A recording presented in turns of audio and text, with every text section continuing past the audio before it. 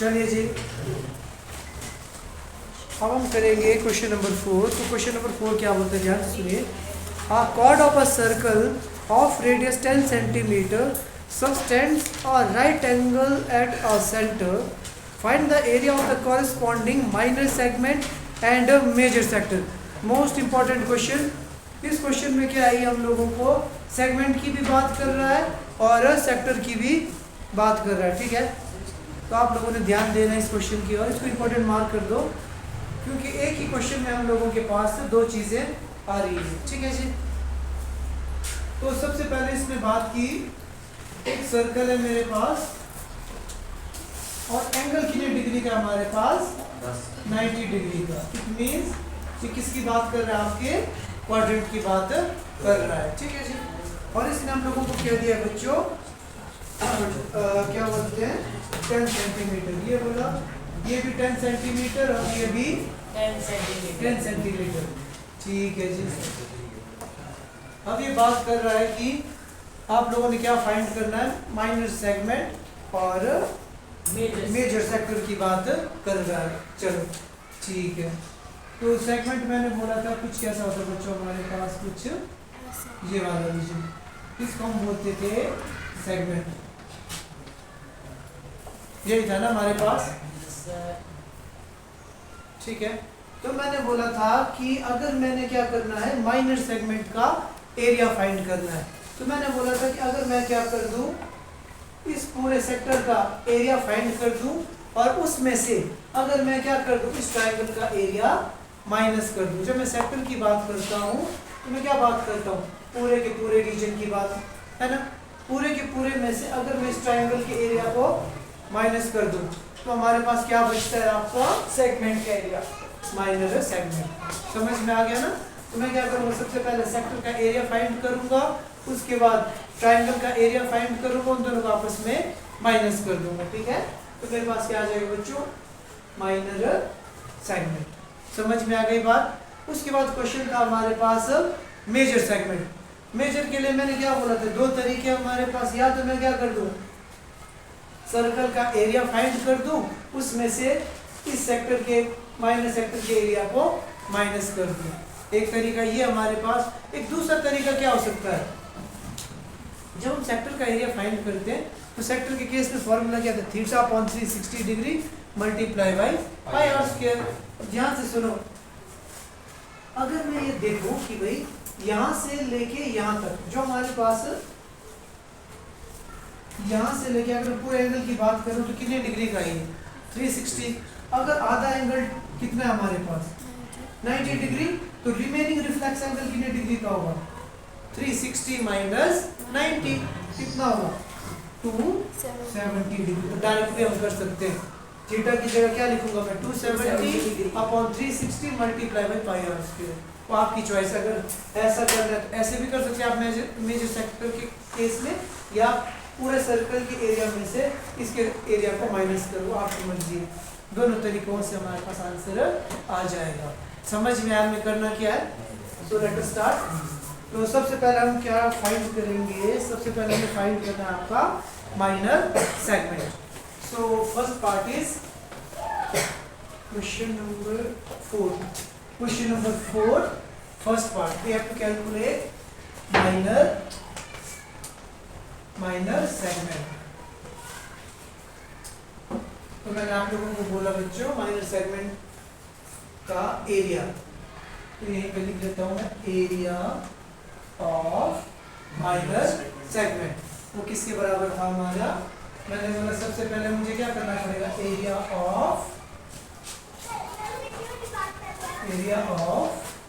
Minor sector find करना पड़ेगा, और उसमें से मुझे क्या फाइंड करना पड़ेगा, ट्रायंगल का एरिया। अब यहाँ पे मैं दो चीज नहीं लिख रहा हूँ, वैसे मुझे लिखना चाहिए कि भाई radius of a circle is 10 centimetre, sector angle is 90 degree. वो लिखा नहीं, मैंने छोड़ दिया, ठीक है ना। इतना मान के चलता हूँ कि आप लोग लिख दोगे ना, मैं डायरेक्ट चल पड़ रहा हूँ। दो लाइनें लिखनी है कि भाई the radius of the circle is 10 centimetre, ठीक है, and sector angle is 90 degree. लिख लोगे कि लिखूं, लिख लोगे ना आप लोग। तो मैं सीधे डायरेक्ट स्टार्ट कर रहा हूँ, ठीक है ना। तो area of minor sector minus area of triangle, नाम दे देते इसको A B, area of triangle, right angle triangle, कैसी triangle, right angle triangle, right angle triangle, नाम है हमारे पास ए ओ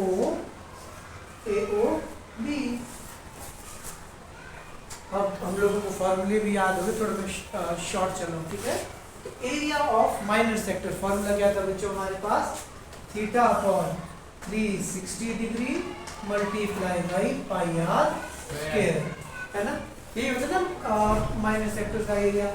उसके बाद अब हमने क्या फाइंड करना है, एरिया ऑफ ट्राइंगल। किसी को पता है एरिया ऑफ ट्राइंगल का फॉर्मूला क्या होता है हमारे पास, half into base into height. तो बेस क्या है जी हमारे पास, किसके ऊपर 90 डिग्री का एंगल बन रहा है, ओ बी, हाइट कितनी है ओ ए, तो O B multiply by O A, समझ में आया सबको, ठीक है जी। थीटा कितना डिग्री था बच्चों हमारे पास, 90 डिग्री अपॉन 360 डिग्री। पाई की वैल्यू दी तो नहीं है कहीं, 3.14 तो नहीं दी है, सर इसमें बोला है जहाँ लिखा होगा 3.14 दिया सर, दी है ना। तो जब कभी भी इसकी वैल्यू इसने ना 3.14 दी होगी, तो आप लोगों ने क्या करना, हमेशा 3.14 ही लेना है। अगर 22/7 दिया है तो वही लेना है, क्यों, आंसर में तो फर्क नहीं पड़ेगा बट कैलकुलेशन में फर्क पड़ता है, ठीक है। तो अब देखो 3.14 होता है ना, डेसिमल हटा दिया मैंने, डेसिमल के बाद कितने डिजिट थे 1 2, तो अपॉन में क्या जाएगा 100। तो r square, r means 10 multiply by 10, ठीक है जी। 1 0 से 1 0 कैंसिल, 1 0 से 1 0 कैंसिल, 1 0 से 1 0 कैंसिल, ठीक है जी। 9 1 जा 9, 9 4 जा 36, 4 का टेबल 7 4 जा 28, ऐसे नहीं हो गया है, 2 से 2 2 जा 4, 2 1 जा 2 और 2 1 जा 2, 5 2 जा 10, 5 7 जा 14। तो देखो area of minor sector that is 157 upon 2 आ गया हमारे पास, डायरेक्टली सॉल्व कर दिया मैंने, ठीक है ना। तो अगर मैं इस साइड चलूं तो ये कितना आ गया, 1/2 ओ बी, कितना है जी हमारे पास 10, ओ ए 10, 2 1 जा 2, 5 2 जा 10, तो आंसर कितना आ गया हमारे पास -50। तो इसका आंसर आ जाएगा 57। अब अगर मैं इसका एलसीएम ले लूं तो कितना होगा, देखो 25, इसका अगर एलसीएम ले लूं तो क्या हो जाएगा, 2 आएगा, और 2 से ऊपर भी मल्टीप्लाई, नीचे भी मल्टीप्लाई, सो काट भी सकते हैं इसको, नहीं काट सकते, हमेशा ख्याल रखना आप लोगों ने, इसको आप काट नहीं सकते हो। आंसर इज 57/2, दैट इज 2 2 जा 4, 8 2 जा 16, 5 2 जा 10 सेंटीमीटर स्क्वायर। तो देखो आप लोग पता क्या गलती करते हैं, पेपर में भी कई बच्चों ने किया था 2 1 जा 2 25, वैसे कभी कट नहीं होते, कितनी बार बोला है मैंने, याद रखना जब कभी भी हमारे पास क्या हो, रैशनल नंबर दिए हो या नॉर्मल इंटीजर हो, अगर उनके बीच में आपस में कोई माइनस हो रहे हो ना आपस में, कभी भी कटिंग नहीं होगी उनके बीच में, ठीक है ना। कटिंग तभी होगी जब वो आपस में क्या हो रहे, मल्टीप्लाई या डिवाइड हो रहे, इस चीज़ से ख्याल रखना। कई बच्चों ने मिस्टेक की है, 2 1 जा 2 25 किया होगा, ठीक है, इस चीज़ का ख्याल रखना है। तो final answer should be 28.5 centimetre square. समझ में आया कि नहीं आया, तो आगे चलिए जी, इसी क्वेश्चन का अगला पार्ट था हमारे पास। पहले फर्स्ट पार्ट में इसने बोला था माइनर सेगमेंट का एरिया फाइंड करना, ठीक है जी। अगला पार्ट है हमारे पास मेजर सेक्टर। इसी क्वेश्चन का अगला पार्ट था बच्चों मेजर सेक्टर, इसने फाइंड करने को हमें बोला है, ठीक है। तो मैंने आप लोगों को बताया है कि मेजर सेक्टर का एरिया फाइंड करने के हमारे पास 2 मेथड्स हैं, ठीक है। फर्स्ट वन मेथड इज कि जो माइनर सेक्टर का मैंने एरिया फाइंड किया है, ठीक है, उस एरिया को टोटल सर्कल के एरिया से माइनस कर दूं, ठीक है जी, तब भी मेरे पास मेजर सेक्टर का एरिया आ जाएगा। या दूसरा है हमारे पास एंगल की हेल्प से, रिफ्लेक्स एंगल की हेल्प से भी हम क्या कर सकते हैं, मेजर सेक्टर को फाइंड करते हैं, ठीक है। तो मुझे लग रहा है कि मेजर सेक्टर का एरिया फाइंड करना रिफ्लेक्स एंगल से इजी रहेगा, ठीक है। तो हम उस मेथड को यूज कर रहे हैं। तो मैंने बोला कि एक सर्कल में कंप्लीट एंगल कितने डिग्री का बनता है? 360 डिग्री का। तो मतलब क्या हुआ, यहाँ से लेके यहाँ तक पूरा का पूरा एंगल कितने डिग्री का बन रहा है बच्चों हमारे पास? 360 degree.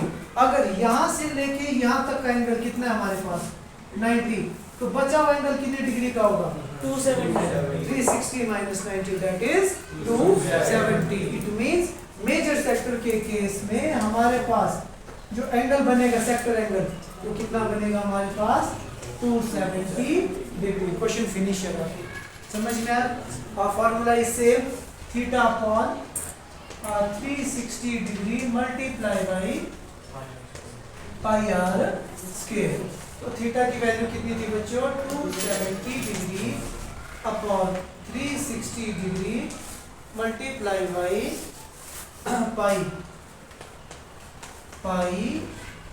Are square. R is 10 multiply by 10। 0 से 0 कैंसिल, 0 से 0 कैंसिल। 12 3 जा 9 3 जा। अच्छा जी, 3 3 जा 3 4 जा 2 2 जा 157 2 जा। So final answer is how much? कैसे डायरेक्ट भी कर सकता हूँ मैं, देखो 3 मल्टीप्लाई बाई 157 अपॉन 2। अब मुझे लगता है कि डिवाइड करना मुश्किल होता है तो मैं सीधे डायरेक्ट भी कर सकता था। 3 को अगर 2 से डिवाइड करूँ तो कितना है? 1.5। 1.5 से अगर 157 को मल्टीप्लाई करूँ इजीली हो जाएगा ना। अगर नहीं करना तो क्या करते हैं? 3 से 7 7 3 जा 21 2 कैरी आ गया 15 3 जा 45 45 प्लस 2 47 अपॉन 2। अगर मैं इसको पॉइंट में करूँ तो कितना हो जाएगा हमारे पास? 2 2 जा 4 3 2 जा 6 5 2 जा 10 5 2 जा 10 सेंटीमीटर। इतना सा क्वेश्चन है और सबसे इम्पॉर्टेंट क्वेश्चन है ये, ठीक है। इस क्वेश्चन के आने के चांसेस हमारे पास सबसे ज़्यादा है इसमें।